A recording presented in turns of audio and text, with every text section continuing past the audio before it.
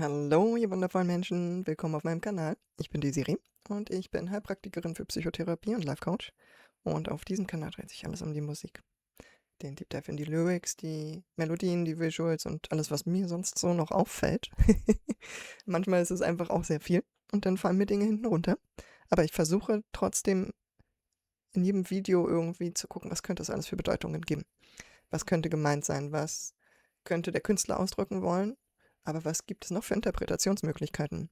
Weil das Coole an uns Menschen und an unseren Gehirnen ist, dass sie unglaublich gut in Projizieren und in Interpretieren sind. Das heißt, ich rede von Liebe und 5 Leute verstehen Unterschiedliches zum Thema Liebe, weil sie etwas anderes damit verknüpfen, was sie damit verbinden, was die Werte dahinter sind und so weiter und so fort. Und deswegen gucke ich manchmal, was es alles sein könnte, was Leute damit meinen könnten. Auch Beziehungsdynamiken, von denen gesprochen wird oder gesungen wird. Auch da versuche ich aus psychologischer Sicht einmal drauf zu schauen und Beziehungsdynamiken oder Bindungsdynamiken vielleicht sogar ein bisschen aufzuzeigen. Wenn ihr da Bock drauf habt, dann abonniert den Kanal und aktiviert die Glocke und schaut euch meinen anderen Kram an, den ich schon auf diesem Kanal habe. Und jetzt, lang genug Intro, lasst uns zum Eigentlichen kommen. Wie ihr sehen könnt, haben wir heute wieder ein Patient, denn ich habe noch 3 Lieder vor mir. Wir machen jetzt Dr. Myers und ich glaube, danach werde ich noch einen anderen Song machen. Ich weiß nicht, ob ich heute alle 3 schaffe. Mal gucken, was mein Gehirn so sagt. Das ist schon ein bisschen spät. Aber ich habe Lust, mir das ganze Album einfach frei rauf und runter anzuhören. Aber ich will natürlich euch auch die Blind Reaction geben. Von daher, lasst uns jetzt starten mit Dr. Myers. Ich habe nämlich schon am Rande so mitgekriegt, dass dies wohl ein Song ist, der es in sich hat. Mal gucken. Let's go. All my thoughts are turning blue. Tell me what's the boy to do? All my yesterdays are fading from the view. And every night I lay awake, waiting for the day to break, just to share another memory with you.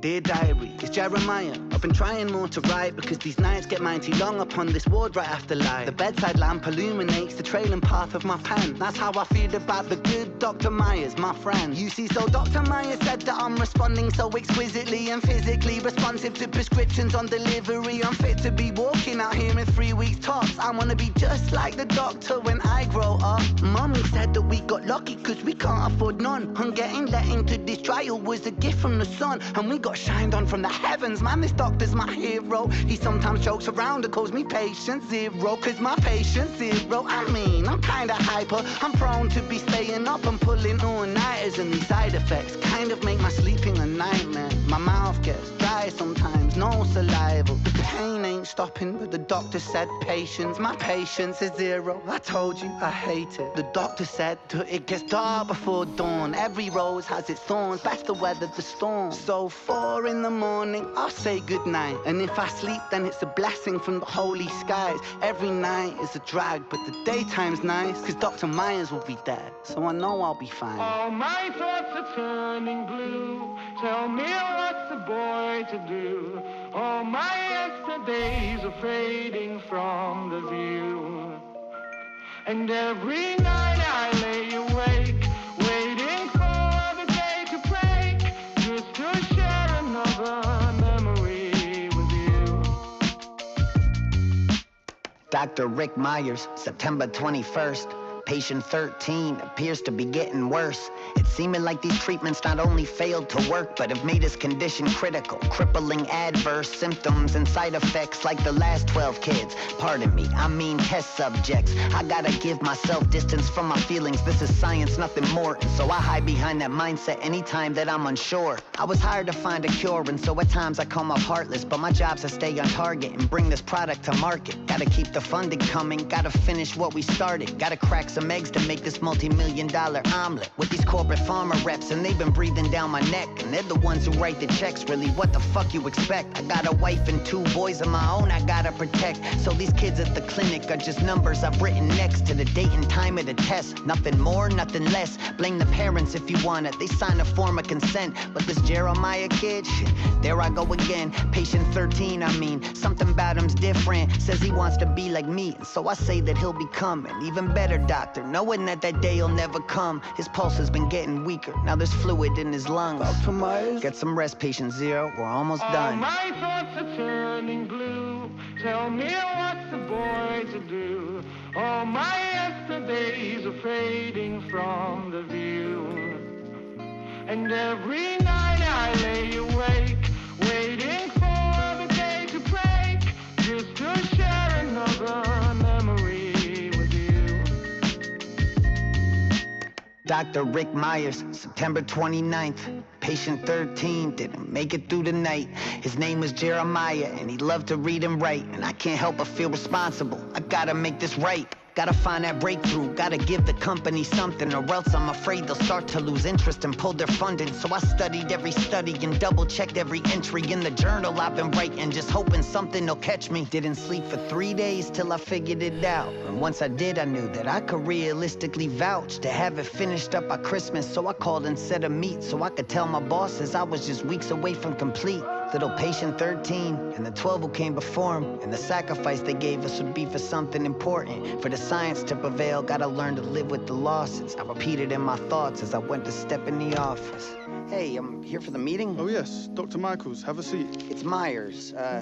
Just you here today? Well, you know how busy things get. Right. Okay, well, anyways, I finally had a breakthrough in the research with the formula, and it's actually... Okay, let me just stop you right there. But... We've decided to go in a different direction with the funding. What? Well, there's this new weight loss product in trials right now. Gila Monster Venom, actually. Gila Monster? Yeah, everyone's really excited about it What? over here. But kids died on my watch. Listen, we are so sorry to hear that. You're sorry? We want to thank you so much for your hard work, Dr. Michaels. Myers. Sure, and you really are one of our best and brightest. But... Listen, I'm sure we'll have another project with your name on it very soon. No. Listen, Great, I'll have my assistant reach out. Assistant? Have yourself a nice day. All my thoughts are turning blue. Tell me what's the boy to do. All my yesterdays are fading from the view. And every night I lay awake, waiting for the day to break, just to share another memory with you.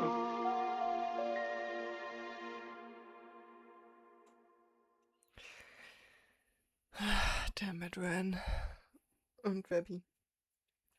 Jesus Christ.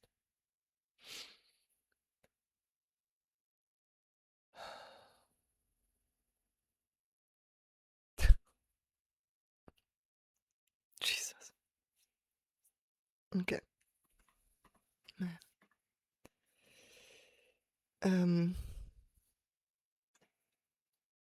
Ja.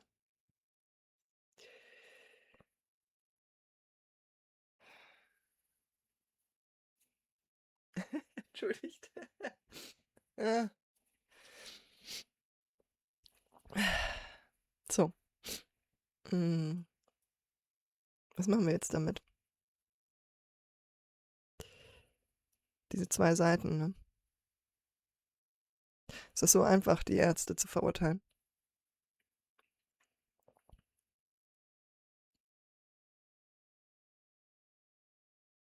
Es ist so ein spannendes Konstrukt, ne? Zum einen haben wir die Patienten, mit denen wir mitfühlen, weil wir oft auf dieser Seite stehen. So auch Ren und auch Webby. Beide auf ihre ganz eigene Art und Weise. So.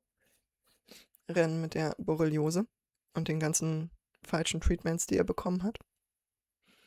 Die Psychiatrie, in der er gelandet ist, aufgrund der falschen Diagnosen. Webby mit seinem Autismus und ADHS. Und die Medikamente, die ihn kaputt gemacht haben. Und er wird wahrscheinlich auch ordentlich zu hören gekriegt haben, was mit ihm alles nicht stimmt. Das macht was mit einem, das verändert einen. Und das Gefühl zur eigenen Identität wird verändert. Das geht immer mehr in den Mangel und so hinein. nicht genug zu sein, kaputt zu sein, was auch immer. Dann haben wir hier diesen jungen Patienten, Patient Number 0 oder auch Nummer 13, der so viel Hoffnung in den Arzt steckt, ne? So. Für den der Arzt der Held ist. Der möchte auch einmal so werden. Möchte anderen helfen. Möchte andere heilen. Weil nur das ist das, was er von dem Arzt sieht, denkt.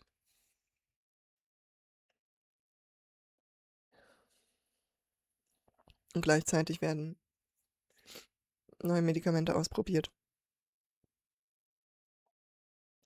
Was nicht zur Gänze oder gar nicht kommuniziert wird. Und dann denkt man sich natürlich erstmal, diese Ärzte. Immer irgendwie mit der Industrie, Pharmaindustrie in Verbindung und immer irgendwie irgendwas ausprobieren. Auf Kosten anderer.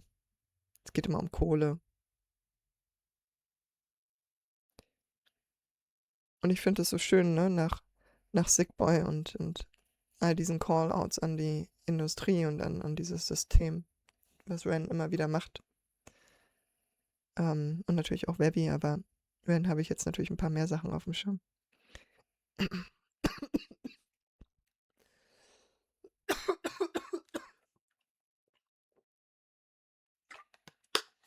Entschuldigt bitte.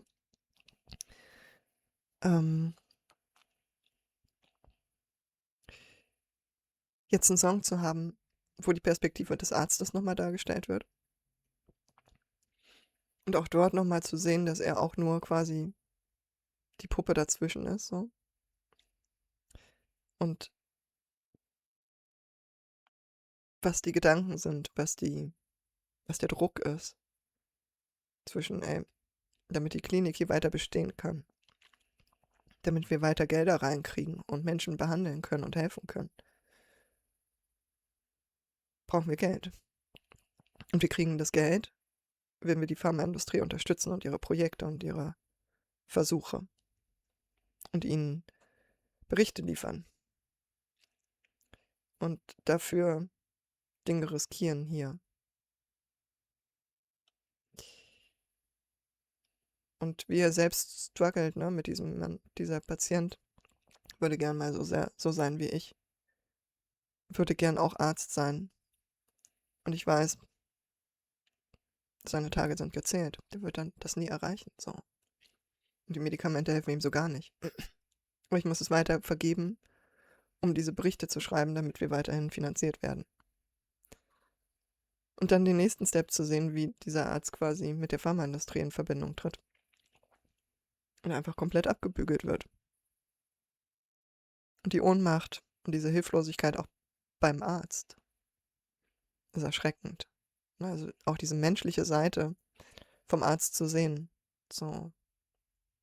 Und ich habe das auch schon in meiner Reaction zu Sick Boy gesagt, ne, dass es auch vielen Therapeuten, vielen Ärzten, dass hinter dieser vermeintlichen Arroganz oder dieser vermeintlichen Art und Weise mit Patienten umzugehen, oft auch nur Hilflosigkeit und Ohnmacht steckt.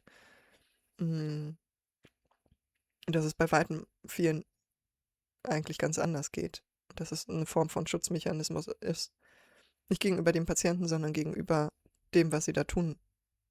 Und ihrer eigenen Hilflosigkeit und Sinnlosigkeit. Angefangen ursprünglich in diesem Job mit, ich möchte Menschen helfen. So ein bisschen vielleicht wie der kleine Junge oder der Patient. Und dann irgendwann festgestellt, in diesem System ist es sehr limitiert, wie ich helfen kann. Und das ist so ein bisschen auch das, was ich als Therapeutin habe, ne? Gerade hier in Deutschland, wo gerade die ganzen Finanzierungsmöglichkeiten für anerkannte Therapie sozusagen, die mit den Krankenkassen verrechnet werden kann, da werden die Sätze komplett runtergefahren, sodass anerkannte Therapeuten noch weniger verdienen als vorher. Und dann haben wir halt so private Therapeuten wie mich, die nicht von der Kasse finanziert werden können, sondern nur von Klienten, aber auch die Klienten haben eigentlich nicht das Geld, Weil denen geht es nicht gut. Ich bin halt unter anderem in der Traumatherapie angesiedelt und Menschen, die mit Trauma zu tun haben. Und meistens sind nicht die Leute, die irgendeinen Unfall oder sowas hatten bei mir, sondern die Kindheitstraumata mitbringen, ne? Die über Jahre komplex traumatisiert wurden, wo es nicht mit 3, 4, 5, 10 Sitzungen getan ist, sondern die eigentlich Jahre Therapiebegleitung bräuchten. Und einfach zu sehen, wie dieses System funktioniert und einfach keine gute Hilfe mehr anbietet und immer weniger Hilfe anbietet, obwohl immer mehr Bedarf da ist.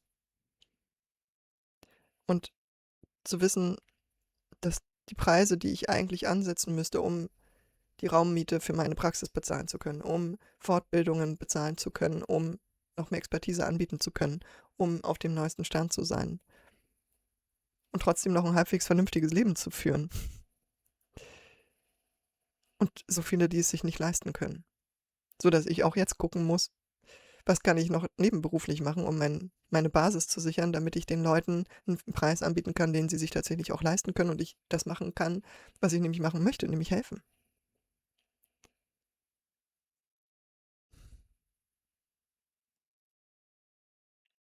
Ja.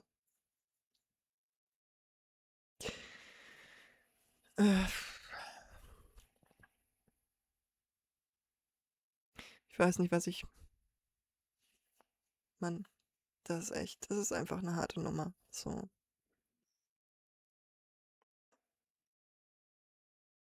Ja. Und ich bin mir nicht mal sicher, wenn wir jetzt nochmal den Einblick in die Leute von dieser Pharmaindustrie hätten. Ne? Der Typ, mit dem sich der Dr. Myers unterhalten hat. Und der ihn so abgebügelt hat. In dieser Geschichte könnten wir jetzt hier den Punkt haben von, ja, der Typ ist der Arsch. Der Typ ist der kaltherzige, emotionslose oder was auch immer. Aber wir könnten genauso diese Geschichte, die hier für Dr. Myers geschrieben wurde, ziemlich wahrscheinlich auch auf diesen Typen draufschmeißen. Wie der abends nach dem Feierabend nach Hause kommt. Und seiner Frau vielleicht erzählt man, musst du heute schon wieder das Projekt quasi ändern. Und die Kinder, die dafür gestorben sind, die Verzweiflung, die ich bei dem Arzt gesehen habe, der versucht hat, dieses Projekt mit uns zu machen und der uns versucht hat, nützliche Sachen zu geben. Aber ich habe von der Etage oben bekommen, dass wir ein anderes Projekt haben, was wesentlich mehr einbringen könnte oder mehr Erfolg verspricht oder was auch immer. Und ich hatte keine Wahl, musste das machen. Aber ich habe es nicht übers Herz, also dieses ab einem gewissen Grad, wo man so ohnmächtig ist und so hilflos ist und nichts tun kann, dass einen die Empathie, die man eigentlich aufbringen müsste, dass einen das so sehr verletzt und so sehr aus der Fassung bringen würde, dass man seinen Job vielleicht nicht mal mehr machen könnte. Dass man sich entscheidet, lieber in die emotionale Abschottung zu gehen und zu sagen, ey, sorry, so ist es. Schönen Tag noch, tschüss. Und wer weiß, ob dieser Typ sich nicht doch auch abends ins Bett oder in den Schlaf heult oder auch schlaflose Nächte hat, so wie Dr. Myers und so wie der Patient. Nur auf unterschiedlichen Ebenen. Wer weiß, wie lange dieser Typ diesen Job machen kann. Und vielleicht kann er ihn lange machen, weil er eine richtig gute Strategie entwickelt hat, sich von diesen Emotionen abzuschotten, aber auch das kommt mit einem Preis.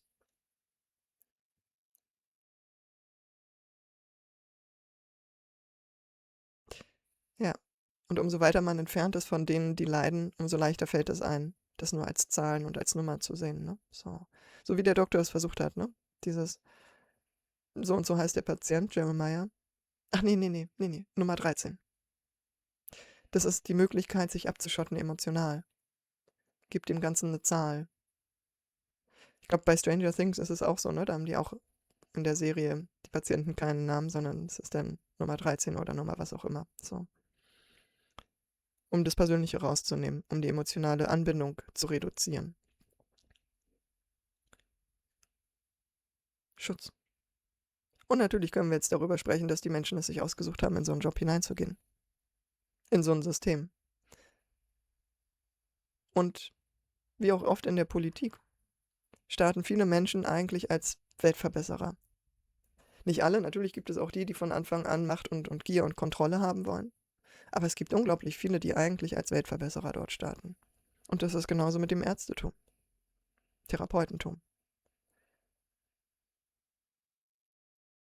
bei Therapeuten kann man immer noch mal drüber sprechen, inwiefern wir nicht eigentlich zum Therapeuten werden, weil wir eigentlich unserer jüngeren, eigenen verletzten Version helfen wollen. Ich glaube, da können sich sehr wenige von freisprechen. Aber es gibt auch viele, die da reingehen, auch in den Erzieherberuf, um Kinder zu schützen, um Kindern etwas Besseres zu ermöglichen. Ärzte, die sich auf bestimmte Sachen spezialisieren, um dort Menschen zu helfen, wo sie vielleicht anderen Freunden oder Verwandten nicht helfen konnten oder sich selbst. Wo sie eine Relevanz sehen, wo sie etwas verändern wollen, wo sie Menschen glücklich machen wollen. Und dann kommt man halt in so ein System. Und vielleicht sind einige dann wirklich naiv und sagen, naja, komm, vielleicht, wenn ich meine Menschlichkeit bewahre. Das verändert doch auch schon was. Oder ich gebe halt einfach das Beste, was ich kann. Oder ich versuche ein bisschen gegen das System anzukämpfen. Und dann befindet man sich mittendrin in diesem absolut überfordernden Chaos. Und stellt fest, I can't change shit. Ja. Und dann könnte man sagen, okay, dann verlasse ich den Job und fange nochmal ganz von vorne an und lerne irgendwas ganz anderes. Aber es ist das, was ich wirklich machen will, was eigentlich mein Herzenswunsch war. Und wie viel ist eigentlich von meinem ursprünglichen Herzenswunsch in diesem komischen Gefängnis, in dem ich hier in diesem System sitze, noch übrig? Das sind ganz viele Fragen. Und die überfordern einen schnell. Und die machen einen schnell taub. Man geht schnell in Ablenkung. Versucht sich mit schönen Dingen zu umgeben. Und man freut sich über die kleinen Erfolge, wo man doch jemandem helfen konnte. Wo es doch jemandem besser geht, wo jemand geheilt wurde. Und denkt sich, ja, genau dafür mache ich das. Das ist ein sehr komplexes Thema. Und ich finde, das Video hat das ziemlich gut aufgegriffen. Also nicht nur das Video, sondern der Song. Und Webby hat das sehr gut gemacht, den Myers und die Emotionen rüberzubringen. Kudos. Ich lasse es so stehen, wir machen nicht noch einen zweiten Durchgang, das schaffe ich nicht. Das schafft mein Herz nicht. Wir lassen es so stehen. Danke fürs Zuschauen, wenn euch das Video gefallen hat und ihr mehr von dem Ganzen sehen wollt.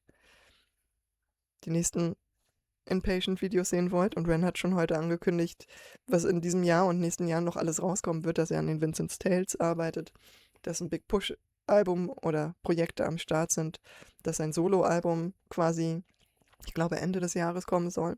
Also ich werde bei all dem dabei sein. Ich freue mich riesig darauf. Und wenn ihr dabei sein wollt, wie ich dabei bin, dann abonniert den Kanal, aktiviert die Glocke und dann sehen wir uns ganz bald wieder. Macht's gut.